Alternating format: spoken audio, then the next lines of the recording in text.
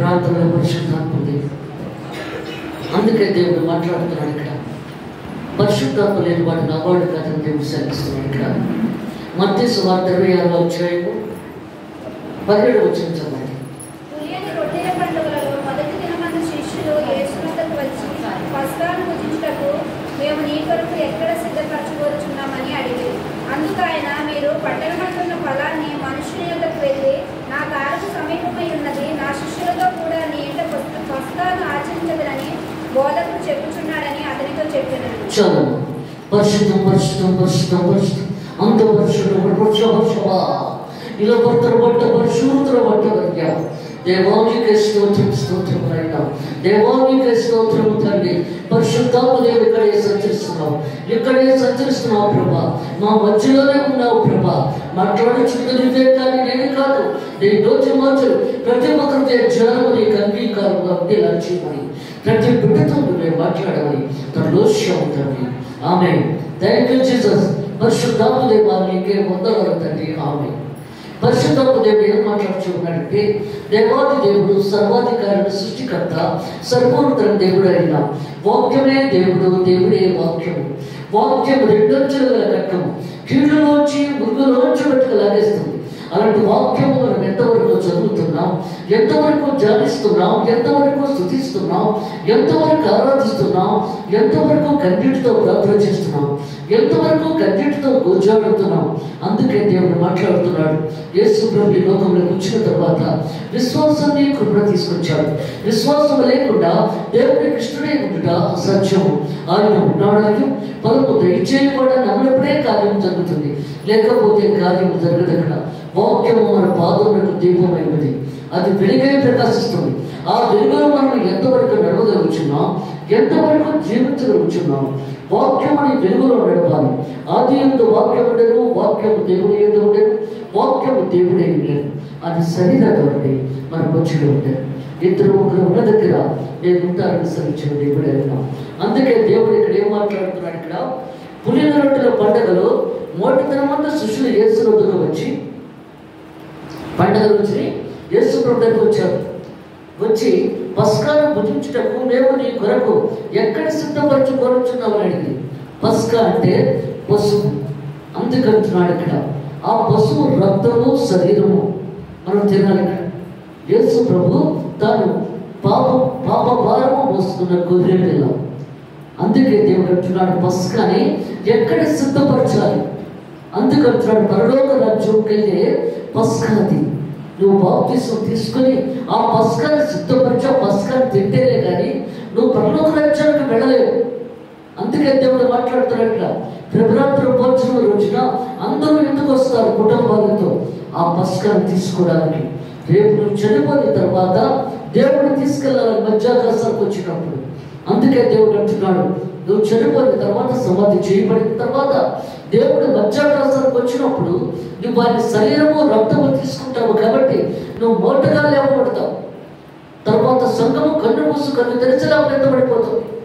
అందుకే దేవుడు ఇక్కడ ఏమంటున్నాడు, పస్కాన్ని సిద్ధపరచండి అంటున్నాడు. దేవుడు ఇక్కడ ఎక్కడ సిద్ధపరచాలని అడుగుతున్నాడు శిష్యుడు. ఇక్కడ అప్పుడు అడుగుతున్నాడు, మీరు పట్టణమందున్న పలానా మనుషుల దగ్గరకు వెళ్ళి నా కాలము సమీపమైనది, ఎందుకంటే దగ్గర పడిపోయింది దేవుడి సమయం. అందుకే దేవుడు మాట్లాడుతున్నాడు ఇక్కడ. అలాగే మనము గుడ్ ఫ్రైడే రాకముందే పస్కాన్ని తీసుకుంటాం. అందుకే దేవుడు మాట్లాడుతున్నాడు. యేసు ప్రభులాగే మనము కూడా ముందుగా తీసుకుంటాం. ఇక్కడ గుడ్ ఫ్రైడే రాకముందే ఆ రోజు నేను బాప్తిసాలు ఇస్తాను, ఆ రోజు. అందుకే దేవుడు మాట్లాడుతున్నాడు ఇక్కడ. ఏమొచ్చున్నాడు ఇక్కడ, మేము నీ కొరకు ఎక్కడ సిద్ధపడి కోరుచున్నావు అడిగి. అందుకని మీరు పట్టణమందున పలానా మనుషుల యొద్దకు వెళ్ళి నా కాలము సమీపమైనది, నా శిష్యులతో కూడా నేను పస్కాను ఆచరించాలని బోధకుడు చెప్పుచున్నాడని అతనితో చెప్పాడు. ఎందుకంటే పాస్టర్ గారు చెప్పారని చెప్పమంటున్నాడు. ఇక్కడ యేసు తమ ఆజ్ఞాపించిన ప్రకారము శిష్యులు చేసి పస్కాను సిద్ధపరచండి. సాయంకాలం అయినప్పుడు ఆయన 12 మంది శిష్యులతో కూడా భోజనంలో కూర్చున్నాడు. 12 మంది తన శిష్యులతో కలిసి ప్రభు కూర్చున్నాడు. ఇటుపక్క 6 అటుపక్క 6 మధ్యలో కూర్చున్నాడు ఆయన. వారి భోజనం చేర్చుండగా ఆయన మీలో ఒకడు నన్ను అప్పగించడని మీతో నిత్యముగా చెబుతున్నాను. ఎందుకంటే మీ 12 మందిలో ఒకడు నన్ను అప్పగిస్తాడు. చెప్పలేదు, పేరు పెట్టి. అందుకు వారు దుఃఖపడి ప్రతివాడు ప్రభా లేదా ఆయన నడుగగా తక్కిన శిష్యులందరూ గాబరా పడిపోతున్నారు. ఇస్కరియోతు సాతాను దూరిపోయింది కాబట్టి ఆయన చాలా ధైర్యంగా ఉన్నాడు. ఎందుకంటే ప్రభు గురించి తక్కిన వాళ్ళందరూ గాబరా పడిపోతున్నారు, నేనా నేనా నేనా అని చెప్పి. అందుకంటున్నాడు బహు దుఃఖపడి ప్రతివాడు ప్రభా నేనా అని ఆయన అడుగగా ఆయన నాతో కూడా పాత్రలో చేయి ముంచిన వాడు ఎవడో వాడే నన్ను అప్పగించిన వాడు. ఎందుకంటే చేతులు కొడుకుంటున్నాడు ప్రభుత్వం ఇవ్వడానికి దేవుడు. అక్కడ చేతులు కొడుకునే సమయంలో సాతాను ముందు చేయబెట్టేసింది. ఏదైనా సరే అది ముందు వచ్చేస్తుంది కదా, ఏదైనా సరే నేను ఉన్నాను చెప్పొచ్చేస్తుంది. అప్పుడు అంటున్నాడు నాతో పాటు ఎవరు చేయి పెట్టారో వాళ్ళే నన్ను అప్పగించిన వాడు. వాడు చూస్తున్నారు కదా అందరూ ఎవరు చేయి పెట్టేస్తున్నారో పాత్రలని. ఎందుకంటే దేవుడిని పెట్టినప్పుడు ఇంకా ఎవరు ఏ శిష్యుడు పెట్టడం. కానీ సాతాను అందరిలో దూరిపోయిన మూలాన్ని కంగారు పడిపోతున్నాడు. అక్కడ లూకా సువార్త 5వ అధ్యాయము మాటించండి.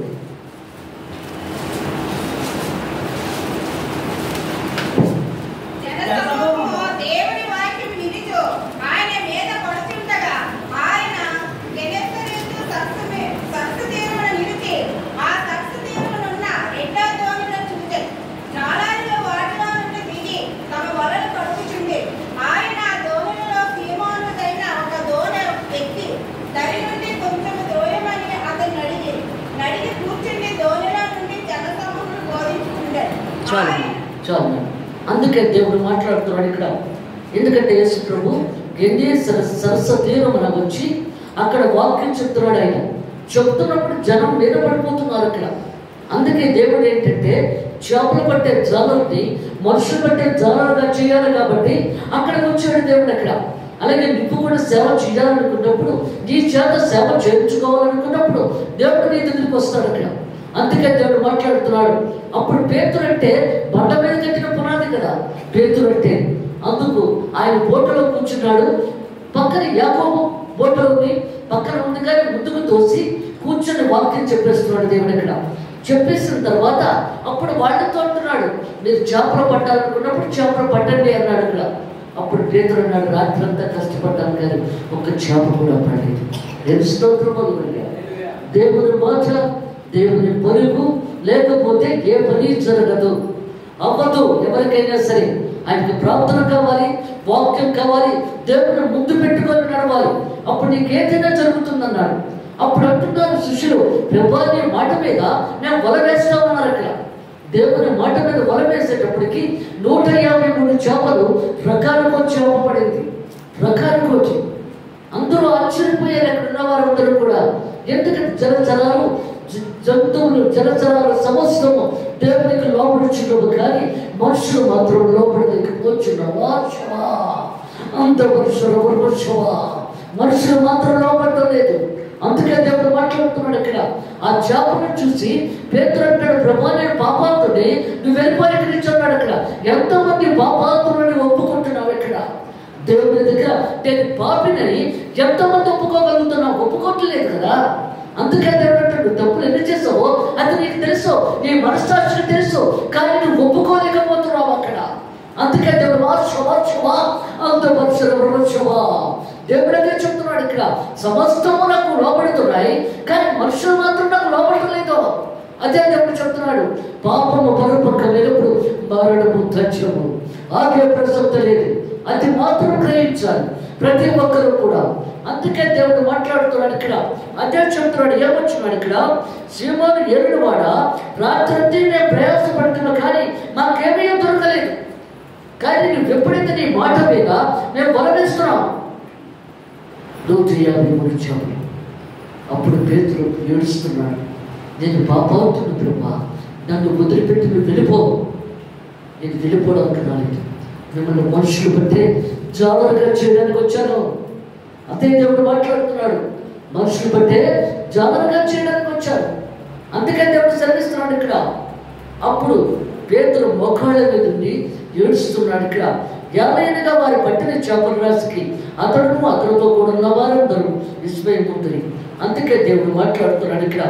యాకోబు యోహాను ఎందుకంటే అందుకేసుకు భయపడకు, ఇప్పటి నుండి నువ్వు మనుషులు పట్టే వాడివే ఎందువని సీమోనుతో చెప్పాను, ఇప్పటి నుంచి నువ్వు మనుషులు పెట్టే జాగ్రత్తగా చేస్తున్నాను మిమ్మల్ని. అందుకే దేవుడు మాట్లాడు, తల్లిదండ్రుల్ని భార్య బిడ్డల్ని సమస్తము విడిచిపెట్టి నా దగ్గరికి ఎవరు వస్తారో వాళ్ళందరినీ కూడా నా పక్కన సింహాసనం మీద కూర్చోబెడతాడు అన్నాడు దేవుడు అక్కడ. అందుకే దేవుడు సరిస్తున్నాడు ఇక్కడ, నువ్వు సేవకు వెళ్ళి, ఎందుకంటే గాడి మీద వెనక తట్టు చూడకూడదు. గాడి మీద చేయి వేసి, గాడి అంటే సినిమా, ఆ సినిమా కాస్త వెచ్చినప్పుడు నువ్వు వెనక తట్టు నువ్వు చూడకూడదు, ముందుకే చూడాలి. కానీ వెనక తట్టు చూస్తే ప్రయోజనం లేదు అక్కడ. అదే వచ్చినాడు సేవకు వెళ్ళినప్పుడు మంచిగా దేవుడి మీద ఉండాలి అక్కడ. అదే దేవుడు మాట్లాడుతున్నాడు, అంతవరకు సర్వత్రపడ్డవారు సూత్రపడ్డవయ్యా దేవానికి స్తోత్రం నాయన. అందుకే దేవుడు మాట్లాడుతున్నాడు ఇక్కడ. అందరినీ విడిచిపెట్టి వచ్చేసారు శిష్యులందరూ కూడా, భార్య బిడ్డల్ని తల్లిదండ్రుల్ని సమస్తం విడిచిపెట్టి వచ్చేసారు. అప్పుడు అడుగుతున్నారు ఒక దినాన్ని కూర్చొని, ప్రభా అందరినీ విడిచిపెట్టి వచ్చేసారు కదా, మరి అందరికీ కూడా ఏదేదో ఇస్తున్నావు, మరి మాకేం ఇస్తున్నావు అని అడిగారు అక్కడ. అప్పుడు అడిగినప్పుడు యేసు ప్రభు చెబుతున్నాడు, నా సింహాసనం పక్కనే 12 సింహాసనాలు వేయబడతాయి. ఈ చేపలు పట్టే జాలర్లో 12 సింహాసనాలు, అందులో ఈ 12 సింహాసనాల మీద మీరు కూర్చోబెడతాను. మీరు ఎవరికి తీర్పిస్తారంటే 12 గోత్రముల వారికి. యెహోవా దేవుని ఇష్టమైన బిడ్డలు 12 గోత్రముల వారు. తండ్రికి ఇష్టమైన వాళ్ళని కొడుకు అపోస్తలులందరికీ జడ్జిమెంట్ ఇవ్వడానికి సిద్ధపరిచాడు అక్కడ. అందుకే దేవుడు మాట్లాడుతున్నాడు, శవా, ఎందుకంటే దేవుడు గొప్పవాడు, సర్వశక్తివంతుడు అయిన, అల్పయు వేగయు నేనే, ఆదియు అంతము నేనే, సమస్తము నేనే, సర్వాధికారుడు సృష్టికర్తని దేవుడు మాట్లాడుతున్నాడు. ఎంతవరకు దేవుడితో కలిసి జీవిస్తున్నావు, ఎంతవరకు నువ్వు వేడుస్తున్నావు దేవుని సన్నిధిలో. ఈ 40 రోజుల్లో ఎంతసేపు పొద్దున్న నుంచి రాత్రి ప్రార్థనకు వచ్చే వరకు కూడా నువ్వు ఎన్నిసార్లు ప్రార్థన చేసుకున్నావు, ఎన్నిసార్లు వాక్యం చదువుకున్నావు. వస్తున్నప్పుడు నువ్వు నిలబడుతున్నవా. అందుకే దేవుడు మాట్లాడుతున్నాడు ఇక్కడ, జీవాధిపతుల దేవుడు, సర్వాధికారుడు సృష్టికర్త. ఆ 12 గోత్రముల వారికి ఈ 12 మంది చేపలు పట్టే జనులు జడ్జిమెంట్ ఎలా ఉందో చూడండి అక్కడ. తగ్గిన వాడికి నేరిస్తాను తీర్పు అన్నాడు యేసుప్రభు. అందుకే దేవుడు మాట్లాడుతున్నాడు ఇక్కడ. అమ్మ ఇక్కడ లూకా సువార్త 5వ అధ్యాయము 17వ వచనం చదవండి.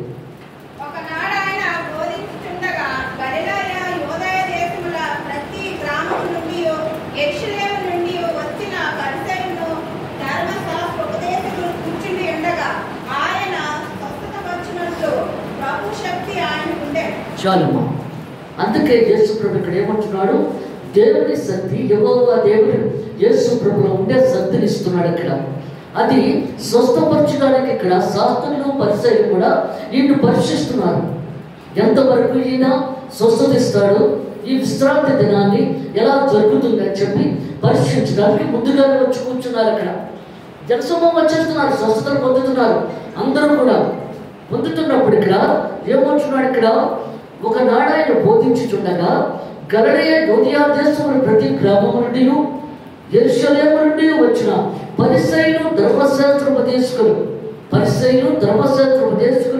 కూర్చుని ఉండగా ఆయన స్వస్థపరచున్నట్లు ప్రభు శబ్దాన్ని కొండాడు. ఎందుకంటే పరిశుద్ధాత్మ మాలో ఉన్న రోజున, దేవుడు స్వస్థత వరం ఇచ్చిన రోజున మనకి ఎలా ప్రార్థన చేసినా దేవుడు స్వస్థిస్తున్నాడు ఇక్కడ. అందుకే దేవుడు మాట్లాడుతున్నాడు ఇక్కడ. ఇక్కడ కూడా ఇక్కడ అందరూ స్వస్థత జరిగిపోతుండగా పశ్చిమాతంతో ఒక మంచం మీద ఆయనది, ఎందుకంటే నడవలేదు కదా, పశ్చిమాతంతో ఆయన మంచం మీద పెట్టుకొని వచ్చారు. కానీ ఖాళీ లేదు, ఎందుకంటే జనం యేసు ప్రభు మీద పడిపోతున్నారు. ఇక్కడ ఎలాగని ఆలోచించి పైకెక్కి పెంకులు తీసి ఆ లోపల నుంచి కిందకు దించారు ఆ మంచాన్ని. చూడండి ఎంత విశ్వాసంతో దించారు. దేవుడు ముందు ఎప్పుడైతే పెట్టారో అప్పుడు దేవుడు చాలా సంతోషపడ్డాడు. ఎంత విశ్వాసం! ఓ మనుషుడా, నీ పాపములు క్షమించబడ్డాయి, లేచున్నాడు అన్నాడు దేవుడు అక్కడ. నీ పాపములు క్షమించబడ్డాయి. పాపాలు ఎక్కువైపోతే జబ్బులు ఎక్కువైపోతాయి.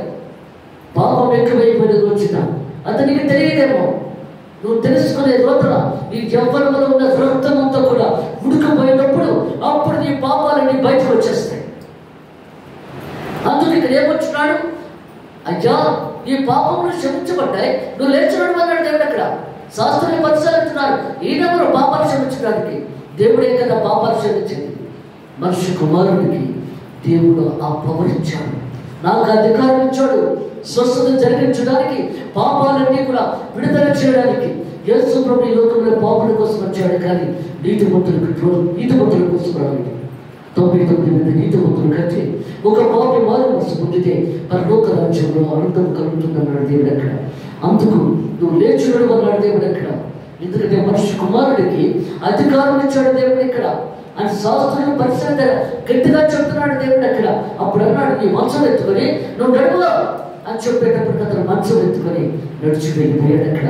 అందుకే దేవుడు మాట్లాడుతున్నాడు, జీవాధిపతి దేవుడు, సర్వోధికారుడు, సృష్టికర్త, సర్వోన్నతుల దేవుడు ఆయన.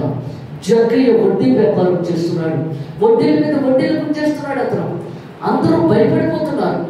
అప్పుడు దేవుడు ఆలోచించాడు, ఎందుకంటే ఆయన మాట్లాడితే ఇంకేం ఉండదు కదా, ప్రతి మనిషి మారవలసిందే. ఇక్కడ వచ్చేస్తున్నాడు వడ్డీ వ్యాపారస్తు, వడ్డీలు తీసుకునేవాడు కారు కాకులు కళ్ళు పిరికేస్తాయి అన్నాడు దేవుడు అక్కడ.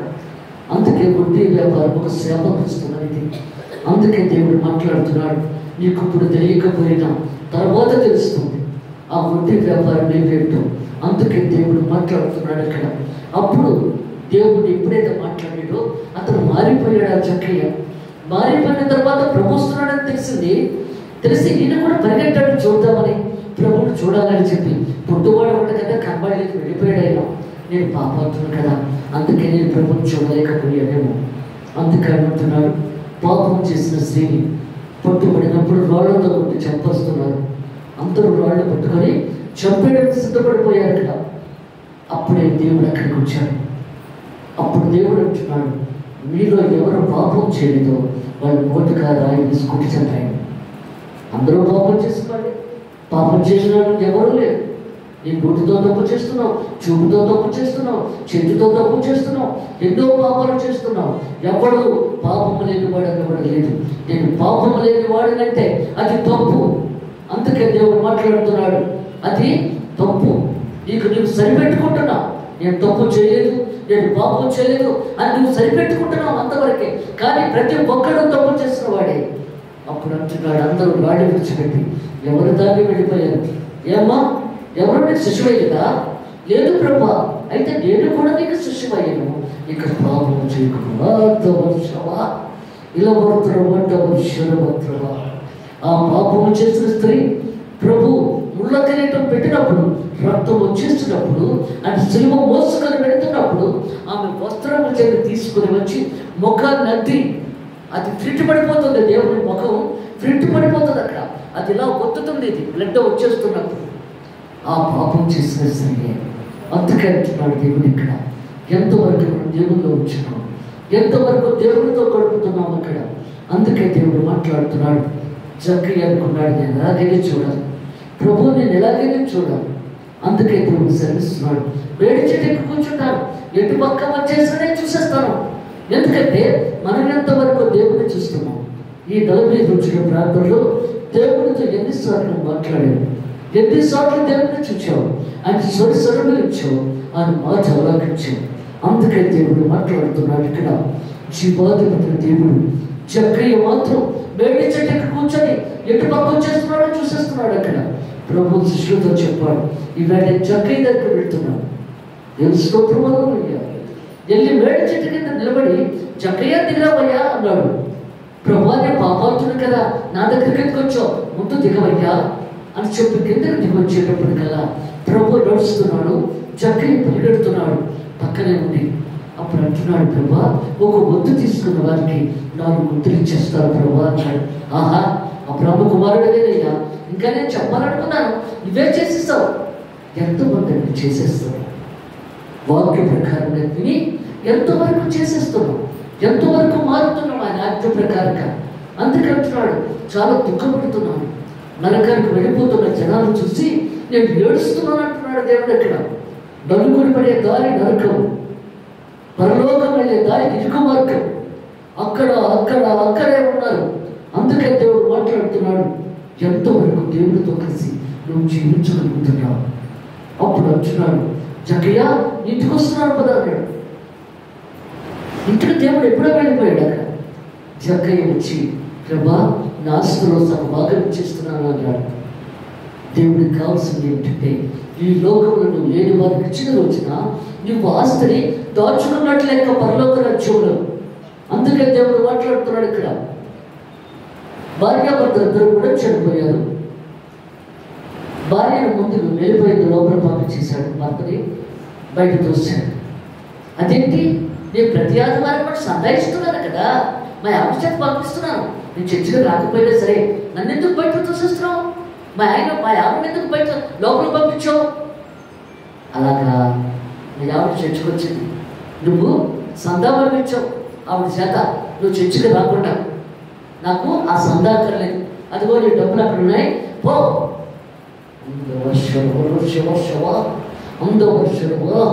అందుకే అంటున్నాడు ఇక్కడ, సందా కాదు, మనిషి కావాలి, ఆ హృదయము కావాలి, ఆయన కావలసింది ఈ డబ్బులు కాదు.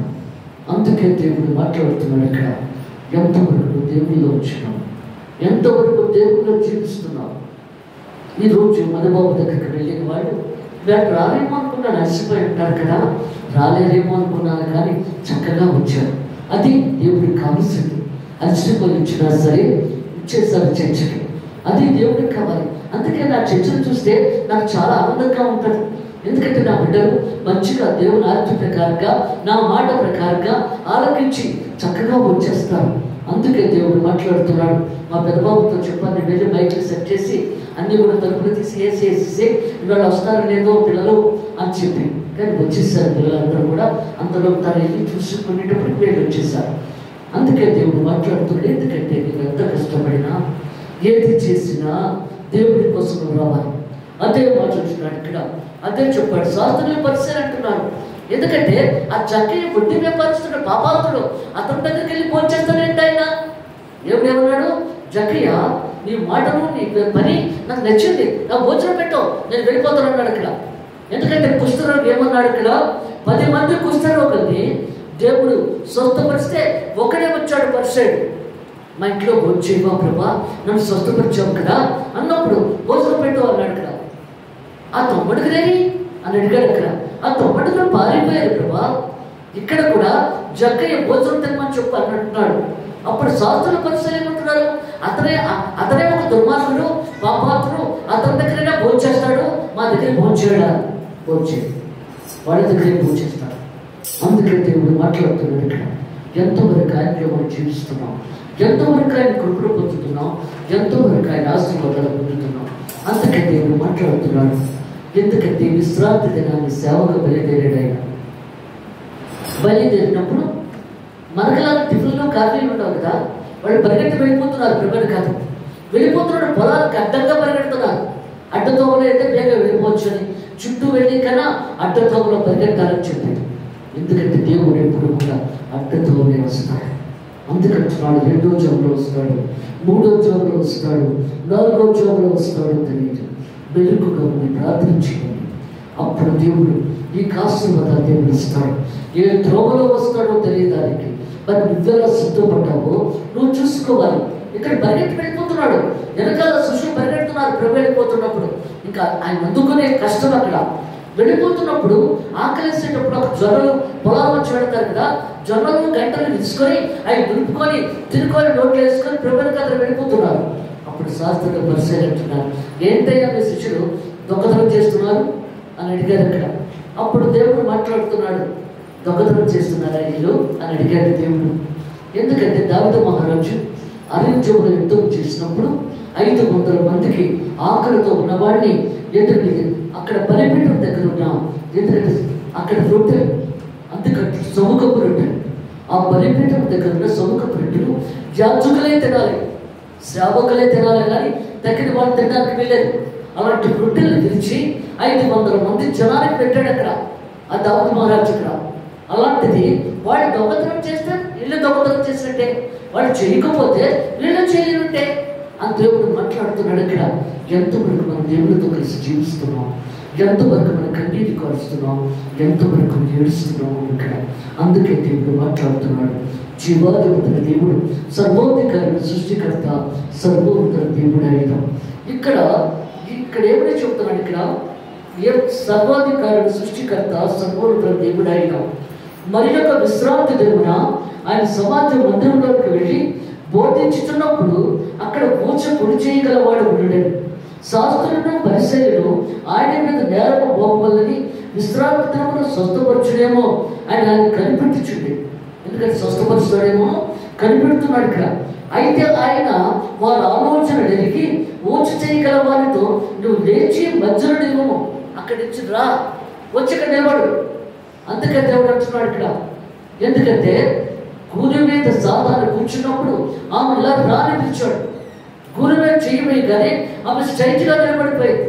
ఇక్కడ ఊచ చేయగల వాడిని కూడా మధ్యలో నిలబెడతాను రామున్నాడు. అక్కడ మధ్యలో వచ్చి నిలబడ్డాడు. ఇక్కడ నిలబడిన తర్వాత దేవుడు మాట్లాడుతున్నాడు. ఇక్కడ ఊచ చేయగల వారితో నువ్వు లేచి మధ్యలో నిలవని చెప్పగా వాడు లేచి నిలిచాడు.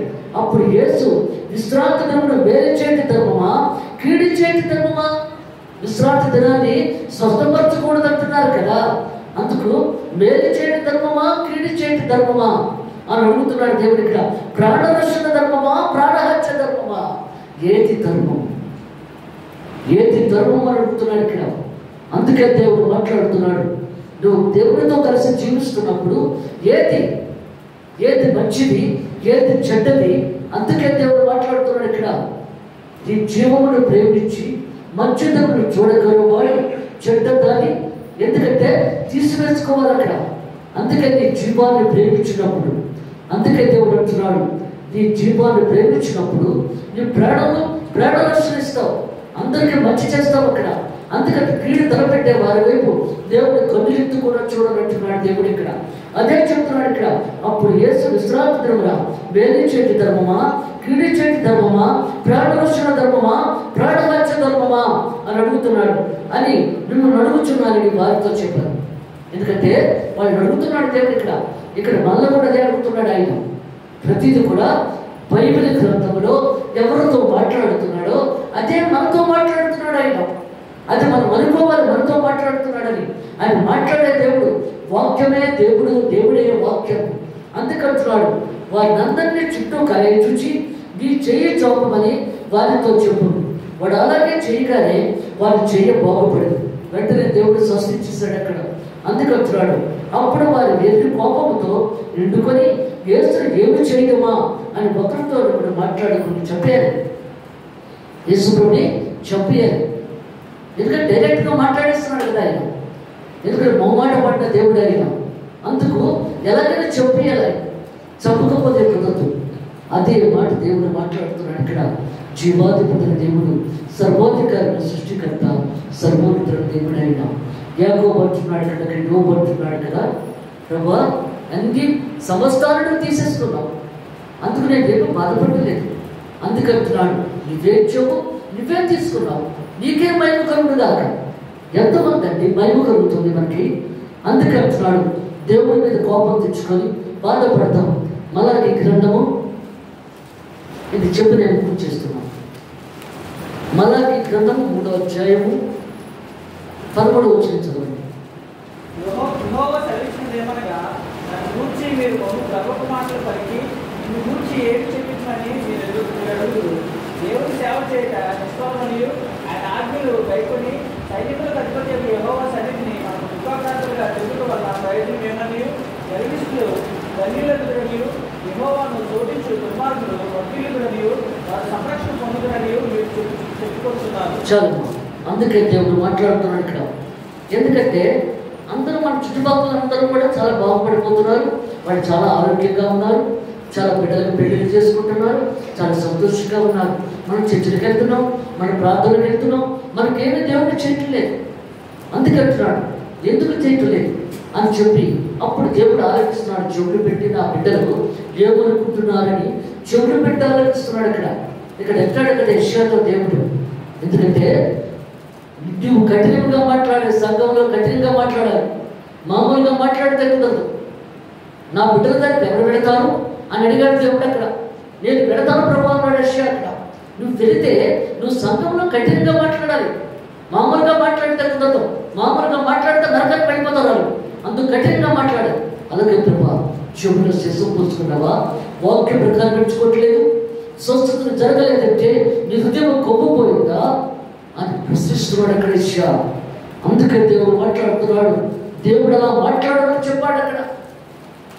అన్నప్పుడు సంఘ పెద్దలు చాలా కోపం వచ్చేసి అతను తరుముకుంటూ వెళ్ళి ఒక చెట్టు తొరలో రాకుంటే ప్రభుత్వం చెప్పేస్తాడు. దేవుని కోసం అది సాక్షి అయిపోతాడు.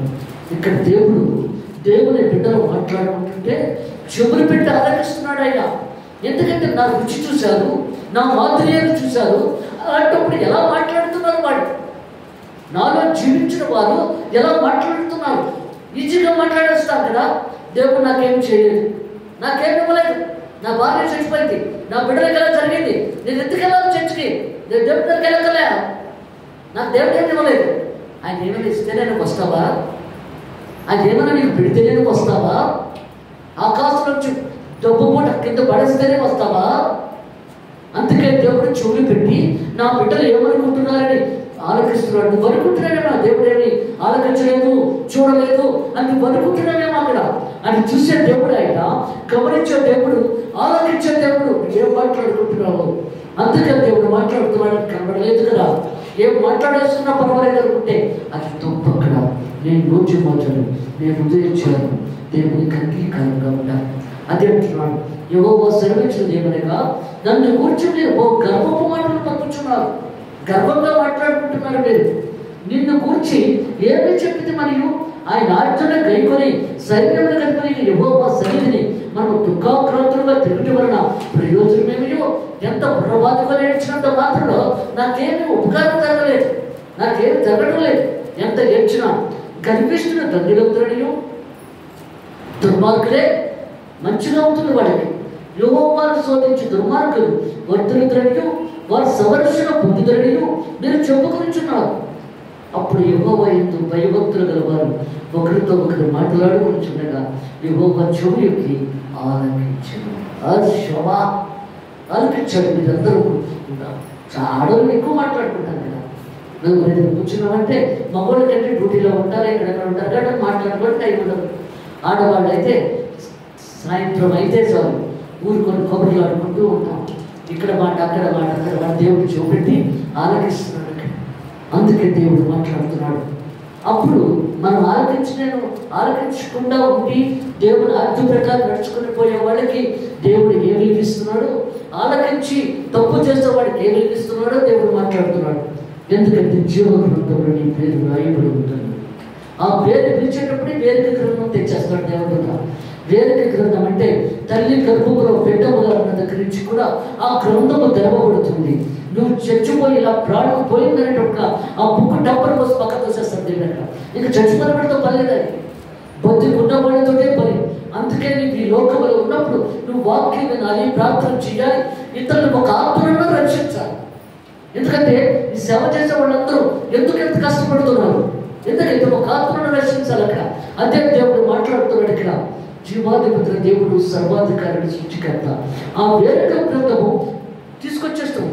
అందులో ఎన్ని తప్పులు చేసావు, ఎన్ని మంచి పనులు చేసావు, దాన్ని బట్టి నీకు జడ్జిమెంట్ ఉంటుంది. అక్కడ ఇక్కడ దేవుడి మీద నమ్మకంతో ఏ తప్పు మాట మాట్లాడకుండా ఉంటావు కదా. అలాంటి వాడికి ఎందుకంటే ఒక సర్టిఫికేట్ ఇస్తాడు దేవుడు. అది పవర్ఫుల్ సర్టిఫికేట్. నువ్వు ఉద్యోగం కోసం మంత్రి గారి దగ్గరికి వెళ్తావు కదా, ఆయన ఇచ్చిన సర్టిఫికేట్తో అక్కడ నీకు ఉద్యోగం వచ్చేస్తుంది అక్కడ. అలాగే ఇక్కడ కూడా దేవుడి మాటలు చెడ్డగా మాట్లాడకుండా, ఇతరులతో మాట్లాడకుండా ఉంటావు కదా, అప్పుడు ఆ సర్టిఫికేట్ ఇస్తాడు. అప్పుడు ఇంకో దేవదూత సర్టిఫికేట్ పట్టుకొచ్చి, ప్రభా ఇదిగో నీ రికమెండేషన్ మాత్రం ఇదిగో ఇంకోటి ఉన్నది, దాని ప్రకారంగా వాళ్ళకి జడ్జిమెంట్ ఇవ్వండి ప్రభా అని ఆ సర్టిఫికేట్ తీసుకొచ్చి ఇచ్చినప్పుడు అప్పుడు దాని ప్రకారంగా ఏ పనిలో కనుక వెళ్ళాలో దేవుడు పంపిస్తాడు. దేవుడు దర్శన వాక్యం ఇచ్చాక